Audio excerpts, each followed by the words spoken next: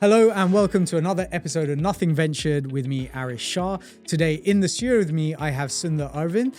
Based in London, Sundar grew up in Bangalore. He was a top 3 junior tennis player in India and signed music to Spin-In Records at 15 with over 1 million streams.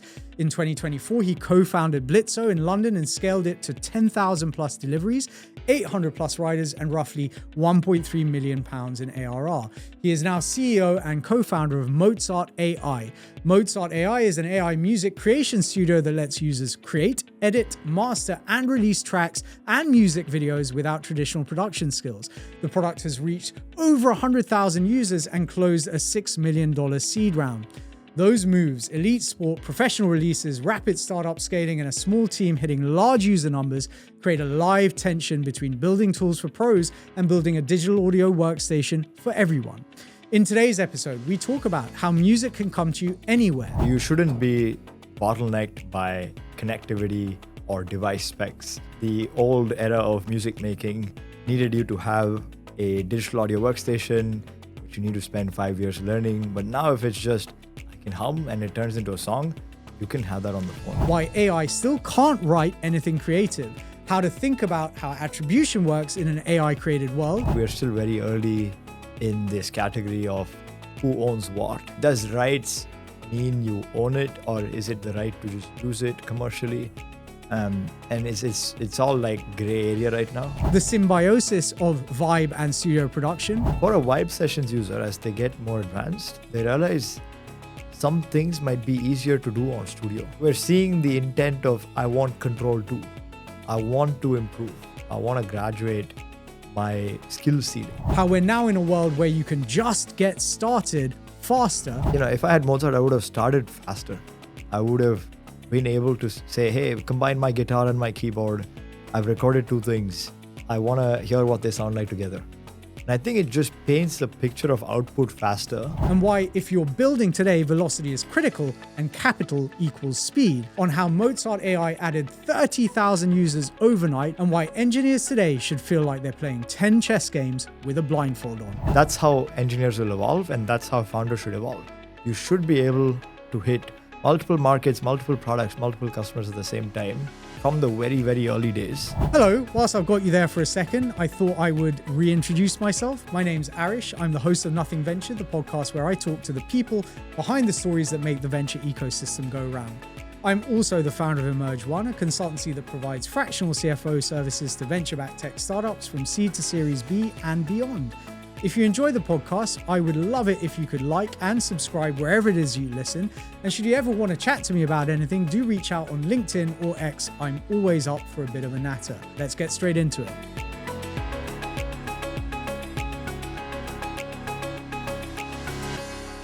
Sundar, welcome to the studio. Really great to have you here. Thank you so much for joining me. Thanks for having me, Arish. Very excited. Amazing. Well, look, we're going to dive straight in. You have designed Mozart AI for anyone with a phone, and as we just found out, like people are really quick to jump on that. But what are the trade-offs that you accepted between simplicity for new creators and depth for pro producers, right? Because I'm guessing that kind of delta is quite large. And which failure mode, churn or commoditization, did you prioritize avoiding? We don't restrict the product to being on the phone. Mm-hmm. So we're actually based on the browser, and we have a mobile app as well. The browser has a lot more sophistication than the mobile app, but we believe music comes to you anywhere, and you should be able to turn that into a song or a rough sketch at some point, whether that's your phone, whether you're on the go, whether you're traveling on the plane. You should have an offline version. So you shouldn't be bottlenecked by connectivity or device specs, because primarily the old era of music making needed you to have a digital audio workstation, which you need to spend 5 years learning. But now if it's just, I can hum and it turns into a song, you can have that on the phone. So the way we think about trade-offs is these products work cohesively with each other, in that when I come out of the shower, I've hummed something, it's already made a song with the browser app, which you can then go and edit with further granular control. And then if you're offline, we'll have a desktop app someday where you can then go ahead and have your own local models running and so on and so forth. So I think it's an entire ecosystem, and we believe more in like letting people design their own journey. So we actually think the product will evolve in the way of don't fix a journey, don't make the assumption that people will use one workflow to create music. We think software will be commoditized enough to the point where everyone can make their own journey. And that's very exciting. So we're just trying to build that out. So I guess my question there then would be, right, and like it's interesting because I just said human plus tech enable, right? Creation is going to make creativity just ubiquitous, right? Whether that's in music, whether that's in art, whether that's in literature or anywhere else. But I guess at what point does it potentially become the case where the creator is no longer in control of the output, right? And does that matter, right? Because I guess the thing that would be sad is if you have like humans creating music, but actually it's the AI that's creating the music rather than the human, right? Like I can understand if it's a human that has, the intent and maybe even the structure or understands the rhythm or the beat. And there's this great clip of, who is it? Pharrell, I think, right? On one of those chat shows. And he like literally walks through a band creating, and that is phenomenal, right? Like, and you got humans there just like riffing on the moment. Do you think this enables more of that, or do you think it maybe detracts? And I appreciate that's a bit of a, putting you in a bit of a corner, but I'm really intrigued by how you think about that. No, we think about this a lot, right? So I think it actually pushes people to be more creative, because what you do today, spending most of your time, is what you saw Pharrell do is not what actually happens when you make music. You have like one sound that you're fixated on that doesn't sound the way it does in your head. And it takes hours to manipulate that sound. And by the time it gets to what you want it to sound like the next morning, you wake up and you realize it's shit. And this is how most people make music. So 90% of your time is actually not what you want to do, but it's more engineering. Yeah. So that's what we're trying to eradicate. So we're trying to get you to those demos faster. And then you still have to use that human timber to make music that stands out from the rest, right? Now there's going to be a lot more music, and we'll give you the tools to make all that music faster, better, but you'd still need that human timber and that human touch to stand out. So that's not going anywhere. I think we'll unlock a lot more creativity because, music making was siloed. You always made it in your bedroom with your own computer. Now we're making it collaborative. So we imagine that itself will open up a lot more genres, open up a lot more interesting dynamics between a person who only prompts and a person who plays instruments. It would be interesting to see how these two kind of collide to make music. So I think we're actually pushing the bounds of what's possible, as opposed to just splurging out a bunch of similar monotonous music. Yeah, or iterating on what already exists, like very derivative. And actually, just as you were saying that, like the thought process in my head, right? So I was saying to you, my daughter sings, but because we live in a small flat, like the only place she can sing is in her bathroom, right? And if I'm working, that's a real pain in my neck. But she doesn't have access to like a band or instruments, right? Either in the apartment, maybe when she's at school, she does, but what happens when she's not at school, right? So what you're essentially saying is it speeds up that kind of creative process and doesn't stop you, right? Or rather, proximity to a studio or an instrument or a singer or whatever should not be now the barrier to you creating music, because you can just and even to the extent that you could just create, look, I've got an idea in my head for a song, I'm going to create a demo, and then I'm going to take it to the musicians and see if they can riff off of that, right? Totally. Because I firmly believe a lot of people have like some musical talent, and some are better than the others, but most people have at least one quality. And exactly what you mentioned, right? If I can't sing, but I need a singer in my track, I shouldn't have to pay thousands of dollars to get a couple of demos just to see if it works. Now I can still choose to just ideate with, something like Mozart, get the vocals out, and then pitch it to a singer that I want on my track, saying, this is exactly how I want you to sing. And often what you do today is like they sing and then you review it in the morning on Google Drive and it's so horrible. And that's not the restriction anymore, right? So that's interesting. And it's the same for a singer or songwriter. You don't have to depend on a producer anymore.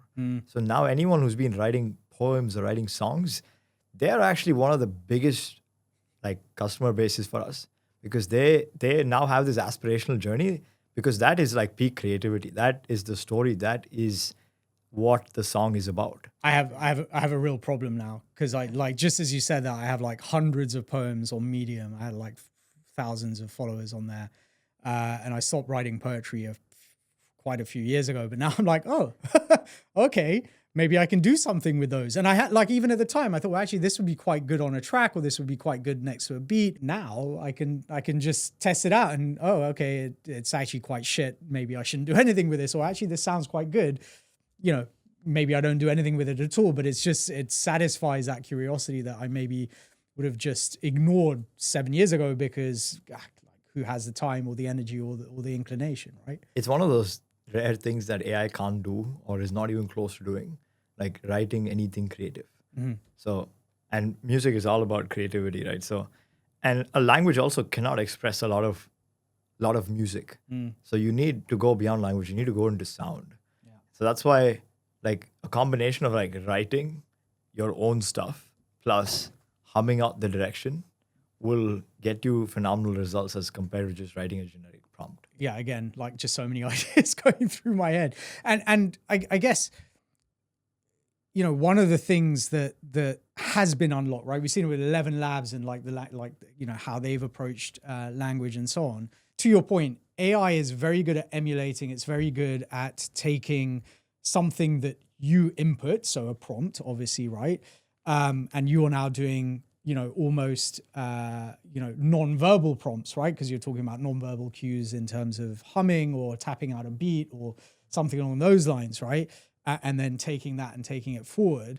And I've been a massive proponent of the fact that I think, you know, human creativity in a world of AI is the thing that is going to be most important and most valuable, right? Because ultimately, if we're living in a world where everyone's just writing, you know, generic LinkedIn posts with AI, sorry, I spend too much time on LinkedIn, but like just really generic AI, and you can spot it immediately that it's been generated. I'd be interested actually to see, like, to understand whether you see that with music as well. Does the AI sort of, are there cadences or you know, coders that just seem to kind of repeat themselves with the AI, or is it, or does it? Yeah, there's so that, you know, the dead giveaway for GPT for a long time was the double M dash, right? Yeah. Music has a problem with neon lights. Okay. So if you see a song that has like words like neon lights, it's a couple of others. It's probably like a one-shot prompt. Interesting. In most cases, because a lot of songs in the past have like neon lights, skies. There's a couple of generic words that you'll see, and neon lights is a particularly interesting combination. It pops up everywhere. Yeah. So that's one interesting thing. And then, but earlier also you could tell there was a slight hiss in most AI generated music, like a bit of white noise. Interesting.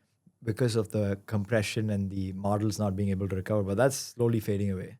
It's fairly close to probably arguably the best quality music you can have. So I don't think that'll be a problem. But yeah, there are some giveaways.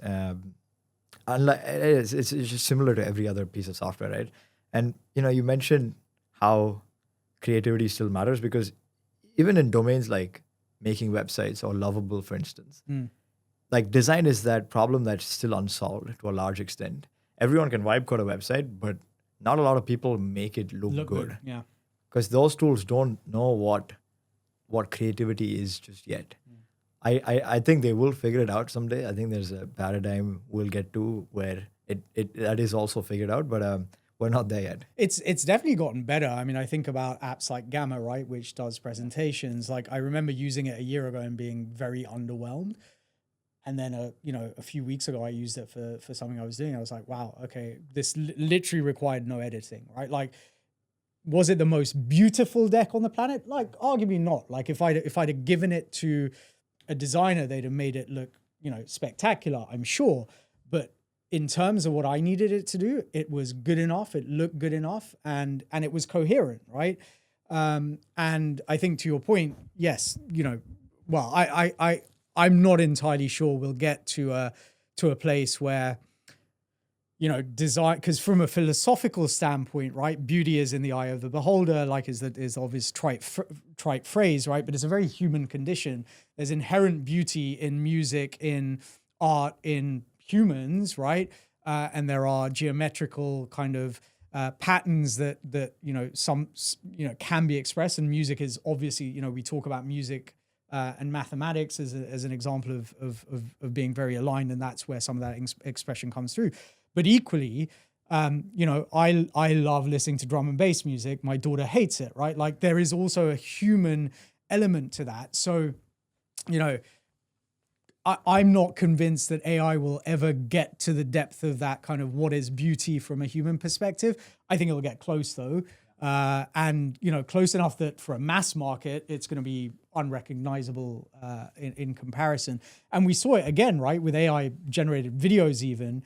Like you look a year ago and they were all very clunky and quite obvious. And now, like some of the stuff I see on my Instagram feed, I'm like, okay, there's still a bit of uncanny valley, but it's disappearing like incredibly quickly. Yeah, I mean, human creativity will always stay one couple of orders of magnitude ahead. But yeah, it's tough because when you build these models, you need some mathematical like loss function to say optimize against this. Mm-hmm. And there's nothing like that for music because you don't know what to optimize against. It matters how individual it is as opposed to like mass market per se, because that'll only build you so big a business. Mm-hmm.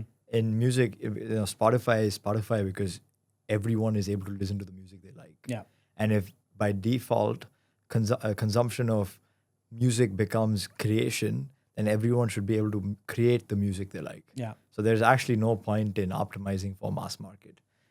So yeah, it is a very difficult problem, and humans will definitely stay ahead. Yeah. So it's that very personalized aspect. And the other thing I guess is that as fast as the models advance, or as fast as the tooling and the AI advances, human creativity will adapt and advance always 2 steps ahead, right? Like, so once you can do this, well, okay, now what else can we do?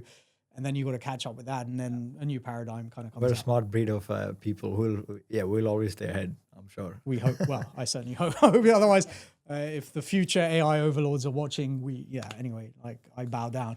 Listen, but look, if you reach mass creators, what do you prioritize? You prioritize routing tracks into existing label and publisher systems, or do you prioritize direct creator monetization?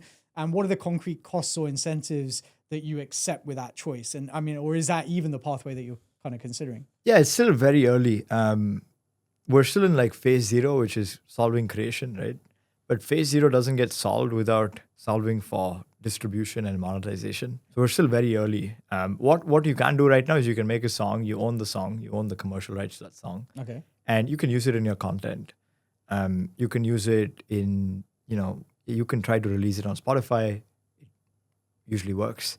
And then, but it's not to say that we are still it is to say that we are still very early in this category of who owns what. Does rights mean you own it, or is it the right to just use it commercially? And it's all like gray area right now, and the industry is like figuring it out. And it's not a simple problem, right? Like streaming took so long to actually be figured out, and now you have people remixing other people's AI music. Yeah. So there's like derivatives. There's multiple people making music together on platforms like ours. So it's still super early. So I wouldn't have a clear answer just yet. Yeah. I mean, just as you were saying that, I'm thinking about like on my Instagram feed, I get a lot of these like, how was this song created kind of content, right? A lot of hip hop stuff, which samples from the 70s, etc. And you kind of see, how someone has found like just this really random kind of, riff, and then slowed it down and pitched it up and whatever. And then that becomes, one of the most groundbreaking kind of hip hop songs in history. Presumably you are going to have creators doing things like that. on Mozart and then figuring out, I guess, well, the question is whether you have to figure it out or whether they have to figure that out, like the attribution. And presumably also with AI, you may be able to, and I'm not sure if this is correct, but you may be able to do far more in terms of those samples and like how you manipulate them than you could do with sort of more traditional tools, right? Yeah, I think we'll figure it out with them. So I mean, there's obviously like when you make billions of people have this aspirational journey, your job as being the product they trust is to then make them own that music. So eventually we'll figure it out. But right now it is more on the creator than on the platforms. And this is not exclusive to us. It's just how all platforms operate right now. We give you the music, we give you the rights. And then if Spotify takes it, which they do for us mainly, you should be able to release your music. Yeah. And with content, it's not you should be able to use your music on content. Yeah, I mean, I guess it's the same argument around everything, right? Like with Facebook, X, etc. Like, are the platforms responsible, or is it the people posting on them? But then equally, plagiarism, all of these things. I think we just get into muddier and muddier waters the more this all progresses. Like, if I think about the amount of content that I have run through the LLMs, like content that I've created, like presumably that at some point is getting reabsorbed, and then, but in a way it's impossible to see, specifically where my content has been used versus someone else's, and yeah, look, I think it both so it's always the same with the paradigm shift, right? It creates a problem for the incumbents, but it gives massive freedom to those that are coming in. 100%. Yeah. I think that's the exciting part, because you have creation, consumption, distribution, monetization, and someone will start to solve all of these problems. And, the pie is just so large right now that most people are focused on creation, but eventually that will shift.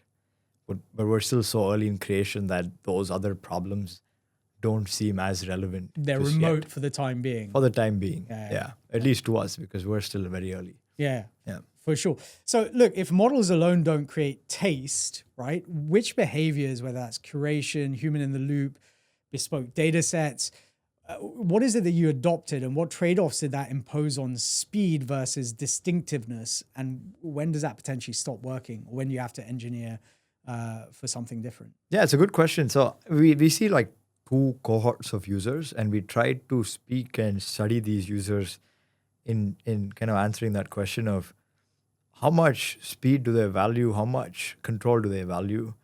And one cohort is the new music makers, which is all these people who used to sing in the shower and songwriters, and they're able to make music now. Those people are primarily like prompt driven to start with, at least, because they don't know how to express themselves in other ways just yet. And then you have the existing cohort of hundreds of millions of people who already make music with other tools, right? And they value a lot of ground up control. So they want to own the building blocks to the song, and they don't like the process of making a song and then splitting it down into building blocks. Partly because in music, when you split stems, you have artifacts. And so it's not like 100% lossless split. And when you build the song ground up, it's always the better option. So obviously that cohort values that. And when you try and design a product where both these user groups see value, what you quickly realize is only three things matter. They should be able to pick the level of control. That's number one. So you can't impose a default control mechanism. So what we've done on our product is we have vibe sessions and we have studio sessions. So vibe sessions is completely agentic in nature. So you have a conversation. It's like you're speaking to a co-producer, and they just know you and your previous music and everything about you, and they act on your behalf in controlling the studio. So you say, hey, I want a song in this, and you write the lyrics, right? You get a song. Now you're like, okay, I don't quite like this bit. why don't we change it to da da da da? And then it makes that change. And it keeps going until you're happy, right? So it's abstracting all that complexity away from you. And now this user is really happy. On the other side, Studio is like, you get a canvas similar to what you've already seen, minus 99% of all the crazy complexity you have in existing tooling, because we're managing that behind the scenes. And then you see you have options to generate music, you have options to record your own, you have options to play your instruments, you have options to play MIDI, convert audio to MIDI. So whatever level of control you desire is in the Studio. And we'll keep adding more to it. So you have more control and more familiarity with the tools you already use. And then what's interesting is how symbiotic these products became. Then we decided to make them the same. So what I mean by that is, for a Vibe Sessions user, as they get more advanced, they realize some things might be easier to do on Studio by just translating the song, maybe editing that portion themselves, regenerating, so on. So we're seeing the intent of, I want control too.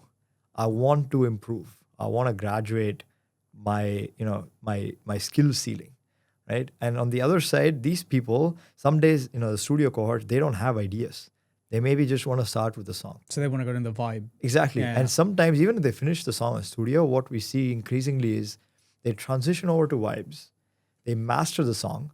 And these bits are where most people spend a lot of time and don't enjoy doing particularly, which is, mastering, mixing your songs. Because speakers, what you play in a concert versus what you play in your bedroom is a complete there's a massive difference. And you want to optimize for all, radio version, you want to optimize for big room version and so on. So that is very like engineering driven. Some people like it, a lot of people don't. So that stuff you can just prompt. So these Studio users batch the whole song, move it over to Vibe, master the song, make a music video, bam, done. So it's so symbiotic that now it's just one product. You have like multiple workflows. We just let the user decide. So that's been what's worked for us primarily. So let me ask you this, like completely kind of not quite tangentially, right? But when you were in the music business like 10, 15 years ago, I guess, right? Been a while. Yeah. Okay. Like, had you have had this tool, what would you have done differently? Good question. I think I've thought about this way too much, right? So I started when I was 11. So I had an injury once, and I think I broke my thumb or something. So I couldn't actually play the guitar, and I found GarageBand on my iPad, and I started like jamming with it. I'm like, this is limiting because I can't like add multiple instruments and so on. This was like 10 years ago. It was very limited. And then I made a search saying like, what does Afrojack use to make music? And it showed me like this crazy tool. And I went and stole my mom's credit card. Excellent. Purchased it. It was so unbelievably expensive. And back then I wasn't, a nerd. So I didn't know how to crack these tools. Yeah. So I downloaded this thing and I opened it. I'm like, what the hell? It was like rocket science, right? You don't know where to start. There was a community of like tutorials and stuff, which was the only reason I could learn, but it was impossible to make anything relevant for at least your first 3 months. So I'm like, now if I had my by which tool, time you're probably bored or like sometimes annoyed or like, just like, this is too much. I can't be bothered anymore. Yeah. I was competitive enough. I'm competitive enough always. So I'm like, there's no way this thing is too complex for me to figure out. So I figured it out eventually. But, if I had Mozart, I would have started faster. I would have been able to say, hey, combine my guitar and my keyboard. I've recorded 2 things. I want to hear what they sound like together. And I think it just paints the picture of output faster. So you can then choose to learn the process or not.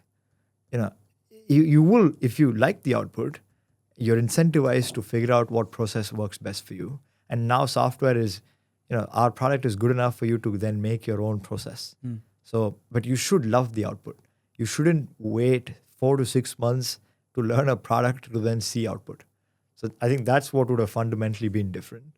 And I think a lot of new people who get into music now will have it a lot easier than before. I think that's massively translatable to kind of just where we are, right? Like in terms of AI more generally. you can start faster, right? Like I think that's exactly what you said. You can experiment more quickly. You can test things out more quickly. You know, I mean, as I said, like whilst I was waiting for you, I was here a bit early. You know, I was just building a dashboard on Claude, like, and this is stuff that I would have loved to have done, you know, 5 years ago, but like that would have cost me 10 grand in engineering resource or whatever. Instead, today it's $20 for Claude, and, you know, me just getting frustrated with it, not getting the stuff correct. But what it allows, I guess, is exactly to your point, like that creation process becomes quicker, which means you can experiment more quickly, which means that you can actually arrive at your end goal, or maybe not even your end goal, but somewhere better that much faster, and there are less roadblocks to you getting there, right? Like you can now just do what's in your head. The thing that I think has been most phenomenal for me about like the explosion of AI, and I'm assuming it's very similar with Mozart AI and music creation in general, is that these tools aren't, you know, the value to me of these tools is not that I'm going to go out and build the next massive product, right? It's not that I'm going to build the next, like, you know, I'm a finance guy, so it's not that I'm going to go out and build the next, I don't know, reporting tool or whatever, right? But what it does allow me to do is create the tool that works for me. And actually, I don't give a shit whether it works for anyone else. I don't care if it goes public or not or what. But if it works for me, that's good enough.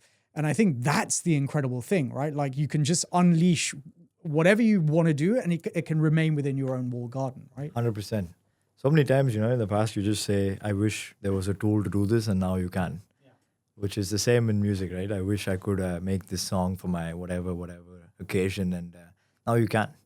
So then it unlocks a lot more greed. And then you're like, oh, maybe I can become a musician too. So then a lot more people will try.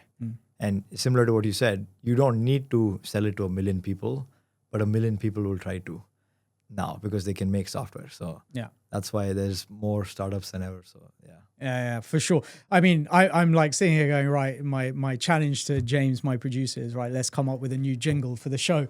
But look, I mean, you've done some incredible stuff in quite a short period of time. You closed a $6 million seed round, reached 100,000 plus users with a team of 4 people, which this is the other amazing, incredible kind of world that we're living in, right? So what are the trade-offs that you accepted between capital-led growth and capital efficiency, and which misallocations or signaling failure modes worried you the most, and why take that funding path, given that actually you can create this stuff relatively easily without that capital now? Yeah, good question. We did that with 6 people. 6, so not 4. Okay. Nonetheless, still small. I mean, it's pretty small. But yeah, it's practically impossible to build the products that we're building, and for the speed at which we want to ship. One of the primary things I try to enforce within the company is velocity, right? Without velocity, someone else is just going to build this because it is blatantly obvious this needs solving. There are a lot of incredible products out there like Suno that are already building at such an insane pace, right? So you need capital to go fast. And for the fast that I imagine, we need a lot of capital. So we actually raised 1.1 million to start with, and then we built a product, shipped it, it worked. And then we raised 6 million from Balderton just now. And we'll probably raise again very, very soon. So, you know, it is, to us, capital is just fuel in going faster. So every single dollar we get, we throw that back into how can we build better products based on the long length of feedback we get every single day. And we just pour a lot of money into making sure products are personalized enough, but also kind of cater to the broader customer personas that we target at any given point. And we'll try and build models soon as well. So a lot of things just need capital in the space. I mean, one question that kind of arises from that, like, so, you know, talking about building in today's world, what was the speed between the idea and your first iteration out in someone's hands? I had the idea in, I think, end of May 2025. So not even a year ago. No, less than a year ago. I built, like, with my co-founder from the logistics business, Arjun, we built kind of this dummy piano roll MIDI editor that proved what was possible with like a small model that could autocomplete something you started. And that was enough to kind of paint a picture. We raised 1.1 million, I think early June. So it was about a month. We closed that round in, I think it was under 48 hours. And then we closed the round in less than 48 hours. Yeah. From conversation to first check is less than 48 hours. That is and incredible. And then, then we built the next phase of the product. We onboarded we were 6 people at that point. In September, we launched what is probably the first generative audio workstation. So in the past there was all digital audio workstation, and we pioneered this concept of like, you can make things layer by layer without just prompting for a single song and breaking it down. So we were finally able to serve this ground up need, and we set the interface and the standard for that. And that product quickly went viral on Product Hunt. We added like 30,000 users overnight, and things were bubbling. So we said, okay, it's time to raise again. And, things were like flying when I was on this raise. So, we met Balderton, Daniel and Sivesh. They were fucking amazing. Great investors, yeah. Absolutely, right. Daniel has been in Spotify, Revolut, so he kind of knows that consumer trajectory when he sees it. And, they've been exceptional so far. So, and then we took that cash on. We've been iterating products, and yeah, we're very close to like shipping what we believe is our V1, which is like multiplayer music creation with whatever level of control you desire. And no one's done either of what I'm saying. Multiplayer has never existed in music, and control is now slowly starting to creep in. But earlier you had all the control in the world, but it was too complex. So we're trying to find that balance. And yeah, we'll raise again to try and build a model and so on. So I think there's a continuous journey of how much capital can actually buy us. I mean, as someone that spends his entire time like in the venture ecosystem, that's what venture is for, right? Like it is, to your point, velocity, speed of execution. What happened a few years ago was that it became a moat in and of itself, but more because it was being used for acquisition or as subsidizing users, whereas you're using it to generate velocity and product development and basically speed up your ability to stay ahead of the market, right? Because this is the other challenge in today's world, is there is always going to be someone, nipping at your heels, building something similar in a different way or whatever. And actually more so, like, whereas 5 years ago that might have been 1 or 2, today it could be 100, 1,000, right? Like, who have just vibe coded something and trying to take it forward. And like, so tell me, what, if you had one ambition for this product, what would it be? Like, what would success look like for you, for the product? Like, away from like an exit or whatever it is, but like, what do you want this product to have done for you to say, wow, this was worth doing? Yeah. The other day, so we hosted a hackathon recently, right? And our number one user showed up, and he said he spent like 1,500 to 2,000 hours on the platform. I don't know if I've even worked on the platform that long, but it was incredible to hear what he figured out was possible and how much he loved the platform and how he was able to release all this music and things he just wasn't. And what did he do? Like, was he from the music industry? Or absolutely not. He's gone to the point where he goes to Abbey Road every day and makes music with us. Wow. And he doesn't come from music at all. He was an entrepreneur before, and now he's just making music all day with us. And when you hear of things like that, it's like small like teasers to what success looks like. If 1 billion people feel the exact same way that this person did in being able to express themselves finally. Everyone has had at some point in their life, they've said, I would like to sing, or I would like to make music, or whatever. And they will all hopefully say the exact same thing that this person just did. And that's probably what we all work night and day for. we don't really think about exits or any of that stuff. As cliche as it sounds, we actually haven't spoken about it once. It's just how do we build the best products for creation and then consumption, distribution, monetization that changes music as we know it. It stops being so disconnected in the sense of and gated, right? Like totally, at the moment it's so siloed. Yeah, And it's so exclusive almost to get into creation. And even you hear about the highest grossing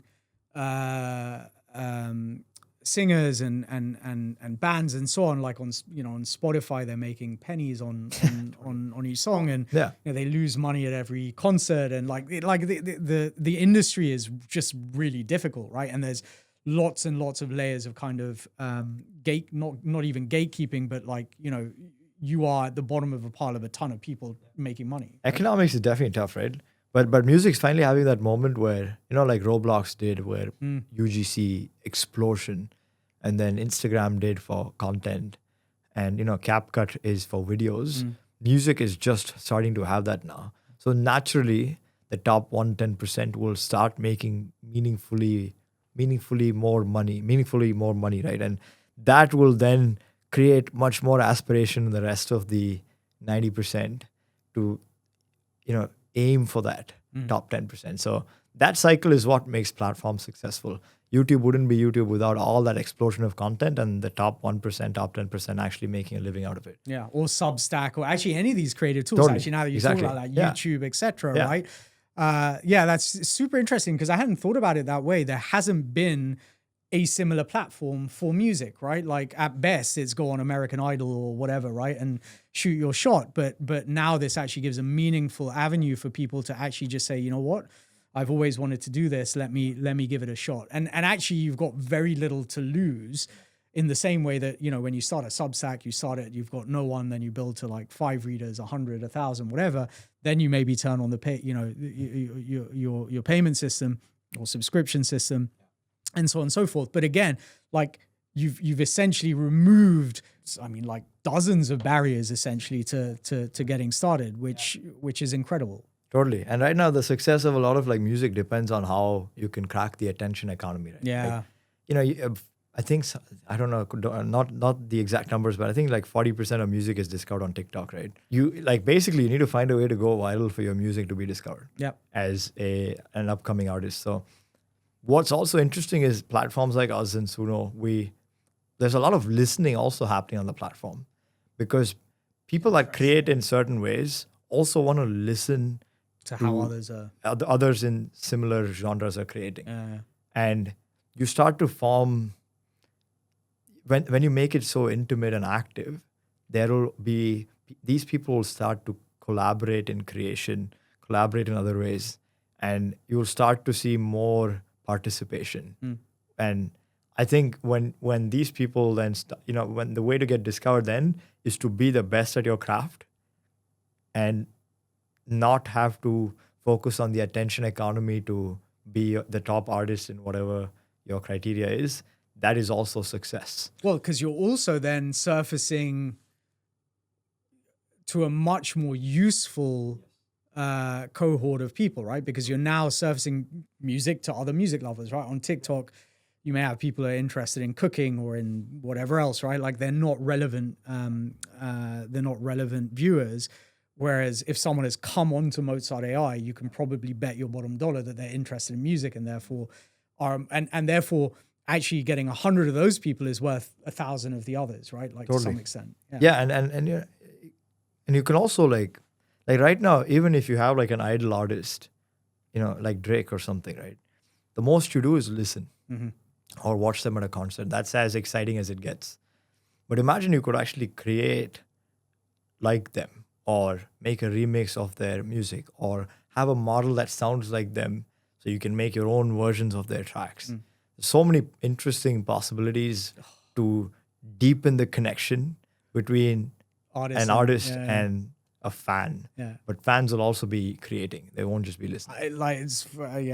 Again, so I told you about the poems, and then the other thing was, so my daughters bought me tickets to the Wu-Tang concert, which was just a couple of weeks ago. No, last week. But that was their farewell tour, right? Like, and I remember I tried to go and see the Wu-Tang when I was 17 or 18. I won't go into the whole story, but let's put it this way: we had tickets, we didn't actually manage to make it into the concert. But so this was my last ever chance to go see these guys. And I like, that's how I got into kind of hip hop and whatever at the time. I've always, again, loved music in any case, but seeing that was just incredible. But also knowing that they're not going to produce, I mean, they're still going to produce songs, but you're never going to be able to see them live again, whatever, right? And these guys are 50 something years old, right? Like there will come a time when they just basically put their pens down, presumably. And so just what you're saying, I was just like, okay, all right, I know exactly what I'm going to do when I get home this evening. That's absolutely ridiculous. Listen, this has been a phenomenal conversation. I want to finish off with a couple of questions that we ask all of our guests, if I could. So what is one thing that you have a contrarian conviction about from any area of life, whether that's work, politics, socially, or at home? A lot of conventional, like startup building wisdom, I think doesn't hold true anymore. I agree with that. People say focus on a single customer, single product, raise only when you have to. A lot of these things I think are when you had small TAMs, and now I think you don't. Like your product is what defines whether you win or not. It's not how you engineer that product, because that's being handled. Yeah, the engineering side is done. A lot of knowledge work will eventually become the same. Like it's legal and coding today, but I'm sure that'll evolve into other things, right? So your single, duty as a founder is to find the right problem to solve and solve it fast. Like your life depends on it every single day. So I don't actually think focusing on a single customer makes you win. I think of that, and I think that abstraction applies all the way downwards. When I hire engineers now, I don't look for people that can just solve a coding problem or one feature at a time. I want you to have 6 Cloud Code windows open and context shift correctly, so you know exactly. When each of them are done, you know what to do next. It's almost like playing 10 chess games with a blindfold. Like that's the skill that you need. And that's how engineers will evolve, and that's how founders should evolve. You should be able to hit multiple markets, multiple products, multiple customers at the same time from the very, very early days, at least in consumer or kind of spaces that I work in. So I think that's probably the big one. Yeah. I would agree, right? Like, I mean, I think, and this is why we're also seeing a shift in venture, like into very R&D intensive businesses, because those are the businesses that require that level of thinking, deep, and deep R&D essentially, right? To build something meaningful. I think in consumer, like getting out to as broad a market as possible is absolutely necessary. And 100% in a world where I can build anything like crappily put together on a platform, if you are a product that is launching or that is launched, like, then your product has to be 100x better than what I can just vibe code myself. Like we had Mukund Jha, co-founder of Emergent, just last week on the podcast, or a couple of weeks ago. And, the stat, and I keep trotting this stat out because it still blows my mind, right? Like they've only been going a year, 2 years. But they did a back of the envelope calculation. If you look at all of the apps that have been built on Emergent, so Emergent's like Lovable for those that don't know, if those apps have been built in a traditional dev agency, or like by an outsourced agency, it would have probably cost $2 billion, right? Like that is ridiculous, on the face of it, ridiculous.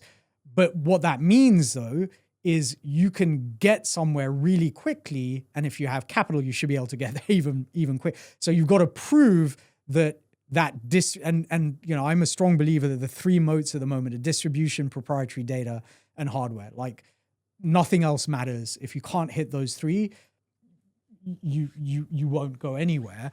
And as a result of that, exactly to your point, you've got to build a product that is going to make it big from day one, because you can, right? Like and focusing on the one is not gonna work. Yeah, I mean, I think a lot of people are learning or relearning, and I'm certainly part of that cohort. I've been in venture since 2015. Venture was very much the same between 2015 and 2022. And then it spent a couple of years like not really kind of knowing exactly what it is, but now it's just a completely different ballgame. And we're seeing that all the time. So finally, I think we have gotten to know the real you already, and it's very clear that you're passionate about at least one thing. But so that we can get to know the real you, what is something that moves you the most emotionally? Probably family.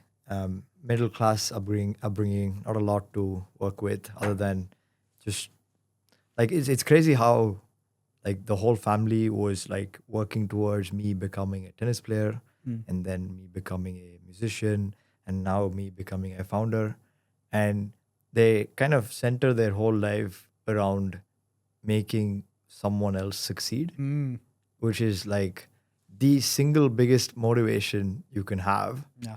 Because then you're like, oh man, I need to give back. And it never feels enough. So you get into this like perpetual state of dissatisfaction because you're like, okay, I've hit this, now what? Like it's not enough for like the 24 years of work they've put in as a unit in supporting whatever the hell you want to do. And when you're like me, you want to do a lot of things. They've like sacrificed everything they're doing and no one's asked for it. I still tell them not to, and they don't care. It's like unconditional love, unconditional support, financially, in every single way, even though it was difficult at times. It's just, I think that's probably the number one thing. I think that's beautiful. I was in Kenya a week ago with five of my six uncles, including my dad. So my dad is one of 10, 6 brothers, 4 sisters. So of the 6 brothers, 5 of them were in Kenya. First time, one of them had been there in 9 years. And they're all getting older. They're all kind of, in their 70s and 80s. And I basically spent a week with them, like just with them, talking to them, listening to them, understanding, challenging them on stuff as well. But, and getting stories out of them. One of the things that like is incredible is, so when I was growing up, my mom and dad, we lived just up the road from here. There was me and my sister, but they also looked after like 6, 7 of my cousins who had come from like Kenya, or the parents were in Nigeria or whatever, right? And one thing that I didn't know and now know, like, so those uncles that were living elsewhere, like they were literally just sending their salaries across so that my parents could look after us, but also like for the fees for education and all that sort of stuff. And like they never talked about this. It was just they did it, right? And it was just what they did, and like they wouldn't have even questioned it. And I think everything you just said there, I was just like thinking, wow, like it is an incredible privilege to have been through that.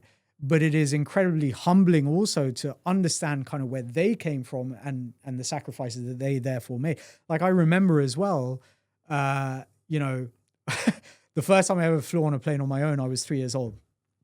So I was 3, my sister was 6. Parents shipped us off to Kenya. I had no idea why we were going there on our own, et cetera, et cetera. And my parents went to Japan. And it's taken me 40 years to realize that the reason that they shipped us off on their own was so that they could have a break from having raised like, the 6, 7, 8 of us in the house.